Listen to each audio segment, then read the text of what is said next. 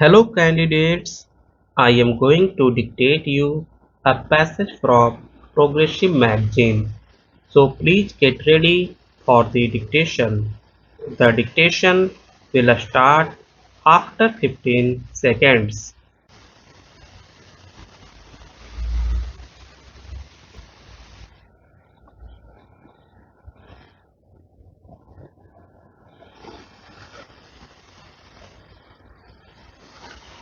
However, the existence of human rights, the very characteristic of these rights, was not discovered or forged in 1948.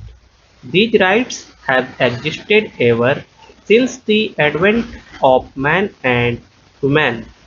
They have been in evidence ever since the quest for equality began, a quest that transcended race and religion. Indeed, human rights are intricately linked to the evolution of human society. The sages of ancient India realized the importance of human election to the state assemblies and every election, even to the local self-governing bodies, brings us face to face with the serious shortcomings in our electoral system. These shortcomings are not confined to the time and process of elections.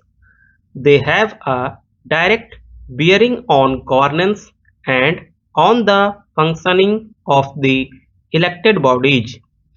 If we take the accumulated experience of governance at various levels and of the functioning of our elected bodies in the past few decades, we see how the infirmities in our electoral system have greatly weakened Indian democracy. The common people are the ultimate sufferers of flawed elections and the bad governance that results from them. Such governments lack the capacity to deliver on their promises to the electorate. This is the main reason why the political parties and the entire electoral exercise have less credibility today than before in the eyes of the voters. The resultant apathy and cynicism are not good for our democracy. Indian democracy thus exhibits a worrying paradox. On the one hand, we take legitimate pride in the fact that India is the world's largest democracy and that its preservation is our greatest achievement since independence. It is also true that at no time does the vibrancy of Indian democracy become more manifest than during elections. Yet, on the other hand, it is the may weakness in our electoral system that have impaired our democracy the most. Removal of this paradox is the greatest task before us as we get ready to face the challenges and opportunities of the 21st century. Electoral reforms, therefore, must become a matter of high priority for the entire country and especially the political class. The National Agenda for Governance, which my party and our alliance partners have jointly adopted as the basis for our government, has clearly stated our commitment to implement electoral reforms. Personally speaking, this has been my area of concern for a very long time now. Political parties can approach the people at large for fund collection, but elections cannot be fought on that alone. Now, money bags have to be tapped for the election of most candidates of all parties. By law, companies cannot donate to political parties, but political parties can collect funds. Obviously, this is number to money. There is no accounting of this money.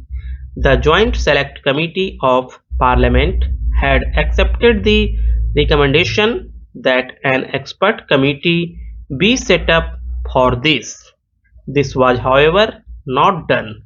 In 1990, the then Law Minister had prepared an amendment bill proposing extensive amendments to the Representation of the People's Act. Those proposals represented a consensus between all the political parties. It is true that some of those proposals have been given effect to in 1996, but many remain unimplemented, including the proposals relating to election expenditure and state funding of candidates.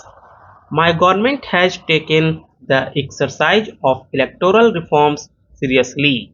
We appointed a committee on state funding of elections under the chairmanship of Sri Indrajit Gupta. This committee has recently submitted its report. The Law Minister made a reference to that report in his speech. I am happy that Sri Indrajit Gupta is invited to the seminar to preside over the session on election expenses and state funding of elections to be held tomorrow.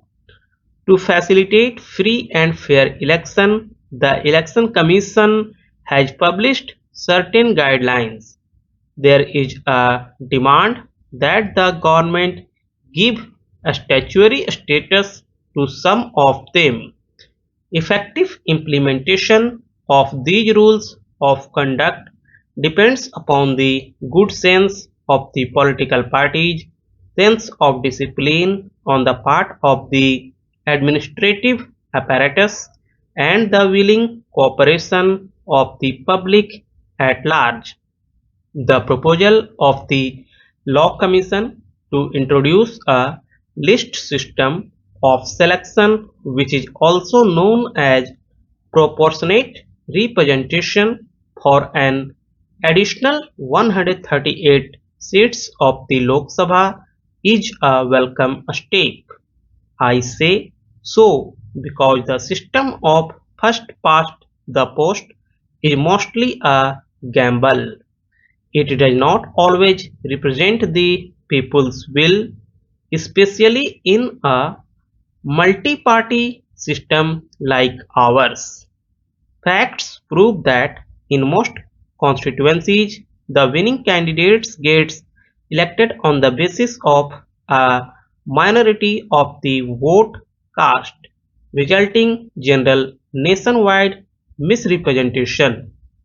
Many of our parties represent democratic opinion of specific sections of our society.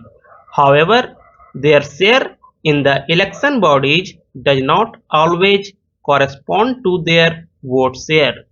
This creates a sense of non-involvement among them. This requires a correction at the earliest in our electoral system.